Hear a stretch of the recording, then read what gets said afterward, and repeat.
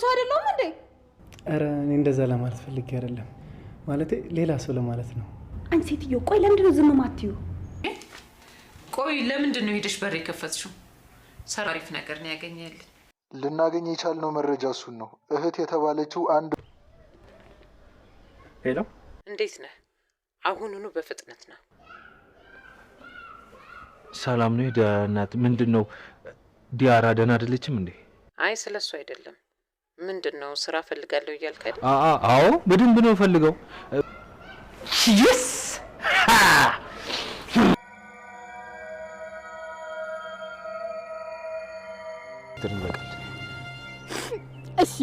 እሺ ያልከውን በሙሉ አደርጋለሁ። ይኸው ከዚህ በኋላ ምንም ነገር አላስቸግርም። ኤርፋታ ፀጉሩን በወረቀት ጠቅልላ ከቤት ልትወጣ ነው። ያፌት አቤሎ የእሱ ዘመድ የሆነው ቢንያምን እንዳገተው ሰምቷል። ምን ሲፈጠር ይሆን? በተለይ ጽዮንን የሚያስፈራራ ስለነበረው ካወቀ ጽዮንን ደግሞ በጣም ነበረ የሚወዳት ያፌት። ስለዚህ ምን ይፈጠራል? አቤል ላይ ቢንያምስ ከዛ ውስጥ ይወጣ ይሆን? ከታፌ ሉሊት ደውላ እንደነገረቻት ራሷን ስታወልቃ ነበረ። እስካሁን ድረስ ምንም መናገር አልቻለችም። ቢኒ እስኪመለስ ምናልባት አፏን ትናገር ይሆን?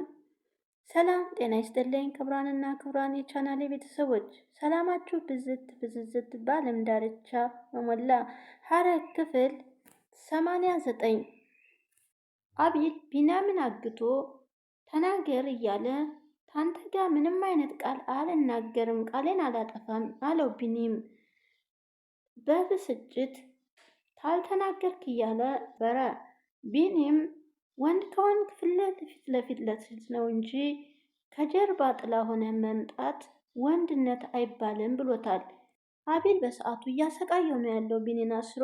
ቤተሰቦች እንደሞቱ ነው የሚያውቁትና ፎቶ መነሳት አለብህ ብሎ ፎቶ አንስቶ ጺም ቴክስቱ እንደገባላት ቴክስቷን አይታ እንደማልቀስም እንደማሰቅም ስትል ናቲና ቤዚ ግራ በመጋባት አብረዋት ቁጭ ብሎ እየተጠባበቋት ነበረ። ተነስተው ምን ሆነች ነው ሲሏት ወንድሜ ቢኒ አልሞተም አለችው። እያለቀሽ እኮ ነው ምን ሆነሻል ብሎ ሲጠጋትም ምንድን ነው የተፈጠረው ለምን አትነግሪም ሲሏት እቅፍ አድርገዋት ወንድሜ ቢኒ በህይወት አለ እያለች እንደመሳቅም እያለቀሰችም ነው።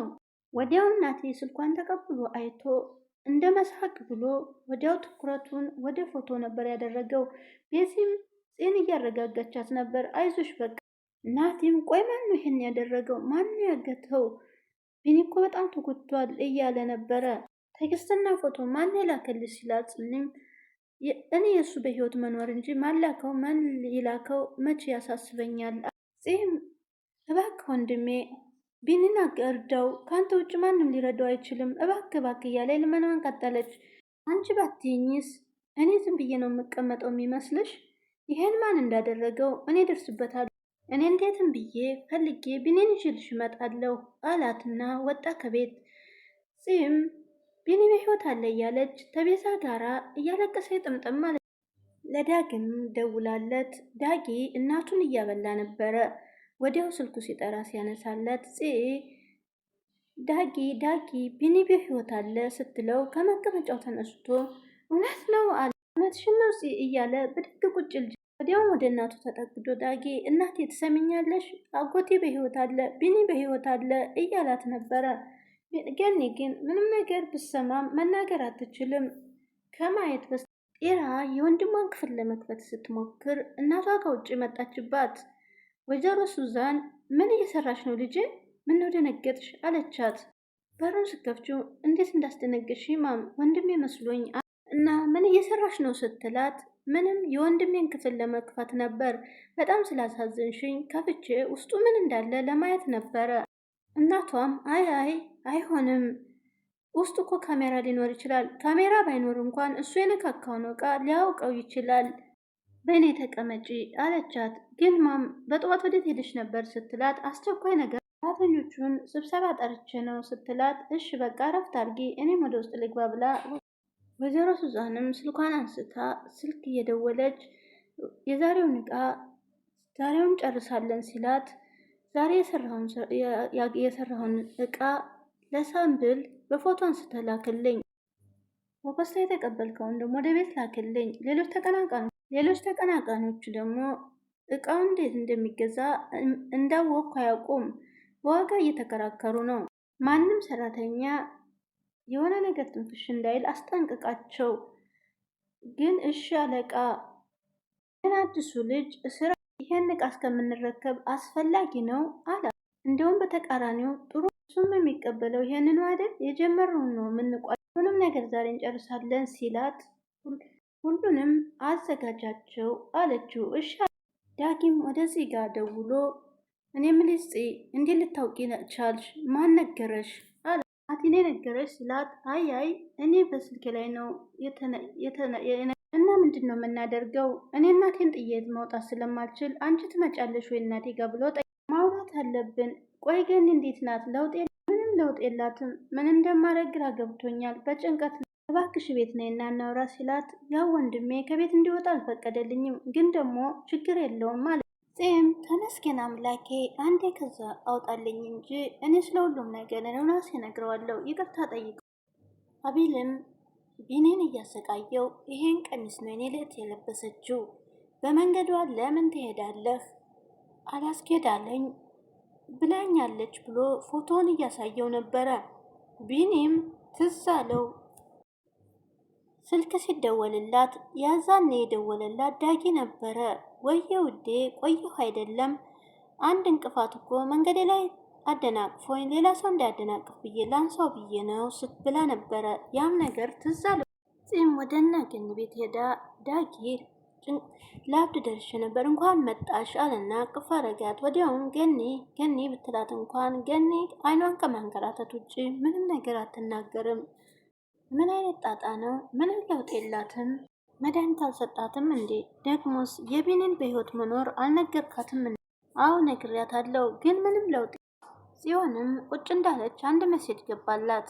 በንዴት መሴጁን ካነበበች በኋላ ንድድ ብሏት የሶፋውን ጨርቅ ጨብጣ ይሄ ውሻ ይብሽ ትል ስትል ዳጊም አያትና ፍጠጥ ጽዬ ደህና ነሽ? ምን ሆነሽ ነው ብሎ ጠየቃት። ግን አሁን መሄድ አለብኝ። ምንም አይደለም እባክህ ጽዬ ትንሽ ቆይ፣ ስለጨነቀኝ እኮ ነው አለ።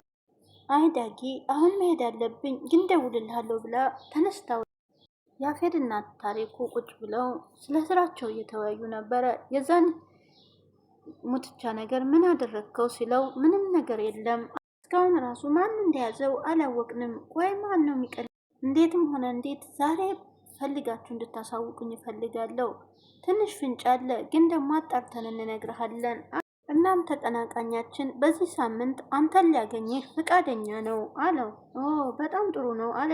ከሰዎቹ ጋር አውርቻለሁኝ። ሳስበው ስለ እቃው ብዙ የሚያወቁ አይመስለኝም። እኔ ከሰዎቹ ጋር ስለጨረስኩኝ ሰዎቹ በደንብ ስራቸው እንዲሰሩ ንገራቸው። ደመሰሳይን ፈልገዋለሁ ንገረው። እሺ አለቃ። የቤዛ ጓደኛም ስልክ ደውሎላት በሰላም ነው የዘጋሽኝ ወይ ሲላት ነገሮች እየተደራረቡብኝ ለዛ ነው አለችው። ችግር የለም ብቻ እኔም ቤት ውስጥም ቢሮም ችግር ተደራርቦብኝ ነበር ሲላት አይዞ ችግር ሲደራረብ ጠንካራ ያደርጋል አለች ቤዚ። እሱስ ልክ ነሽ፣ ካለፉት ችግር ያሁኑ አይብስም። አሁን ምን እየሰራሽ ነው? ላገኝሽ ፈልግ ነበር፣ ደስ ይለኝ ነበር ሲላት ቤት ነኝ፣ ግን አሁን መውጣት አልችልም። ሌላ ጊዜ ግን በጣም ደብሮኝ ነበር። ሀዘኔንም ችግሬንም የምነግረው ጓደኛ እንደሌለ ነግሬሽ ነበረ። ግን ለምን ላድርግ? ካልሆነ ሰፈር ትመጣ እንዴ ስትለው ሰፈር ልምጣ? እሺ በቃ ሌላ ጊዜ ወስድሻል ያልኩሽ ቦታ ወስድሻል። የዝም እሺ ስለተረዳኸኝ ስትለው ችግር የለም ሰፈር ስደርስ ደውልልሻለሁ። እሺ የተከበሩ። ጽዮንም ከቀጠራት ቦታ ውጭ ብላ ስጠብቀው አቤል መጣ። ዘላ እንደ ነብር አለቀችው። ከዛም ቆይ ምን ትፈልገ ነው ከኔ ብላ በጩኸት የምታወራው የለህም ስትለው እባክሽ አትወራጭ ብሎ ፎቶውን ከዛም ፎቶውን ታሳያት በኋላ አንተ ከንቱ ሰው እያለች በንዴትና በልህ በተቀላቀለበት ወደ ኪሱ ከቶ እኔ ነኝ ጭራቅ ሲላታው አንተ ተሰውየም ሰውን የሌለህ ጭራቅ ነህ ብላ ለምንድን ነው አፍሽን ማዘጊው? በህይወት እንዲቆይ አትፈልጊም ይላል። ያኔ ከዳጊ ጋር የቀረጽኩትን ቪዲዮ አጥፊ መሴጆቹን ሁሉ እንድታጠፋ ስለጠየቃት እሺ በቃ እሺ አልኩህ፣ ግን ማንም ላይ ችግር አታደርስ እባክህ ልለምንህ እያለች ነበር። እያለች ምን አይነት ውሳኔ እንደወሰንሽ ትነግርኛለች፣ በያሁን ቤት ሂጂ ብሏት እሺ ብላ ሄደች። መንገዱ ላይ በዙሪያሽን ያለው ስላላት ዞር ዞር እያለች እያየ መንገዷን ቀጥላ ስልክ ተደወለላት ከኤርፋታ። ኤርፋታም ሰላም ካለቻት በኋላ እንዲገናኙ ስትጠይቃት እኔ ውጭ ነው ያለሁት ልትመጪ ያለሽ ወይ ብትላት አይ እቤት ይሻላል አለቻት። እሺ በቃ ደርሳለሁ። ኤርፋታ ግን አንቺ ለምን ውጭ ወጣሽ ስትላት ቤቱም ስለናፈቀኝ ናቲም ከፎቅ ወርዶ ሳሎን ቁጭ ሲል ሉሊት እንዴ በዚህን ሰዓት ቤት ምን ትሰራለህ? ስራ የለም እንዴ አለችው። እኔ ምልህ ቢኒያም ጓደኛ አይደለም ወይ? ታዲያ በዚህን ሰዓት እንደዚህ ተረጋግተህ ምንም እየገባኝ አይደለም ስትል ናቲም ብድግ ብሎ ሉሊት ዝም በይ አለ። እንደዚህ ሆነሽ ምንም ያለመናገር እየተጠነቀቅኩልሽ ነው አሊያም ግን ብሎ ሳይጨርስ ስልኩ ተደወለበት። አልጨረስንም ስመለስ እናወራለን ብሎ ወጣ። ወይ ጉድ! ይሄማ ናታን አይደለም። እንዴት ነው የሚያደርገው? አለ ሉሊት የምተኛችበት የቤዚ ጓደኛ በር ከፍታለት ይዛው ስትመጣ ሰላም ሲላት እንዴ እንዴት ነህ አለችና ሉሊት እግር ያበዛህ አልመሰለህም ወይ አለች። ወዲያውም ቤዚ ፍጥጥ ብላ ስታያት ማለቴ ብላ ቀየስ አርጋ ያው እንቅስቃሴ በለው ስፖርት በለው መንቀሳቀስ ጥሩ ነው አለች ሉሊት። እኔም የያዘ ይዞኝ ነኝ እንጂ እዚህ ቁጭ አልልም ነበር። ምን ነው የያዘ ያዞኛል ስትይ አሞሻል እንዴ አላት። ቆይ ምንድን ነው የምትቀባጥሪው አለች ቤዚ። ወዲያውን እሷን ተዋት፣ አንተ ግን እንዴት ነህ አለችው። ደህና ነኝ አለና ዞር ዞር ብሎ አይቶ ምን ነው ዛሬ ሰው የለም እንዴ አለ። እነዚህ ቁጭ ያልኩት ሰው አይደለሁም እንዴ አለች ሉሊትን በቁጣ። አረ እንደዛ ማለት አይደለም ማለት ሌላ ሰው ነው አለ። ቤዚም ቆይ አንቺ ሴትዮ ዝም አትይም ወይ ብላ በቁጣ መለሰችላት። ወይዘሮ ሱዛን በር እየተንኳኳ ሳሎን ቁጭ ብላ ነበረ። ወዲያው ልጅቷ ሄዳ ስትከፍት ይሄ ወረቀት ያንቺ ነው ትላታለች። ቆይ ለምን በር ከፈች? ሰራተኛ ያለች አይደለም ወይ ብላ ተቀበለች። ወዲያውን ወረቀቱን ገልጣ ጥሩ መረጃ ነው ያገኘልኝ ብላ በስልኳን ደወለች። ያገኘነው ይሄንን መረጃ ነው፣ እህት ተብዬዋ የምትሰራው ቡቲክ ውስጥ ነው አለ ሰውየው። በጣም ጥሩ አለች። ስለዚህ የተናገረው ሁሉ ትክክል ነው ማለት ነው አለች ወይዘሮ ሱዛን። ደግሞ ይሄ በቂ አይደለም፣ በስራው ላይ ሁሉ አሳፍታፋችሁት ልቡ እንዳያብጥ ጠበቅ ያለ መረጃ ያዙበት አለች። እሺ አለቃ አላት። ለናቲ ስልክ ስደወለችላት ወይዘሮ ሱዛን ሄሎ ሲላት እንዴት ነህ ብላ በፍጥነት አሁኑኑ ና እቤት አለችው። ሰላም ነው የዲያራ እናት? ምን ነው ዲያራ ደህና አይደለችም እንዴ አለ። አይ ስለሱ አይደለም። ምንድን ነው ስራ ፈልጋለሁ አላልክም ነበር እንዴ ስትለው ወዲያውን አዎ ምንም አይነት ስራ ይሆን እሰራለሁ ብቻ ገንዘብ የሚያስገኝ ይሁን አላት። በቃ በፍጥነት ወደ ቤት ና አለችው። ወዲያውን እንደ መሄድ ብሎ እንደዚህማ ሆኜ መሄድ የለብኝም አለባበሴን መቀየር አለብኝ ብሎ በሩጫ ወደ ቤቱ ተመለሰ።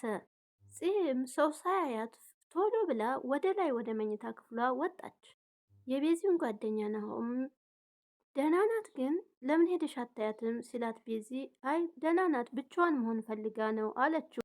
ወዲያው ኤርፋታ ወደ ጽዮን ክፍል ገብታ ጽዮንዬ ደህና አይደለሽም ወይ ፊትሽ እኮ ልክ አይደለም ስትላት ፈገግ እንደማለት ብላ ቢንዬ እኮ ኤፍዬ በህይወት አለ አለች። ደህና ነው ተመስገን አለችና ኤፍም ግን የት ነው ያለው ብላ ስትጠይቃት ወዲያው ስልክ ተደወለባት። ይቅርታ ይህን ስልክ ማንሳት አለብኝ ብላ ወደ ውጭ ወጣች።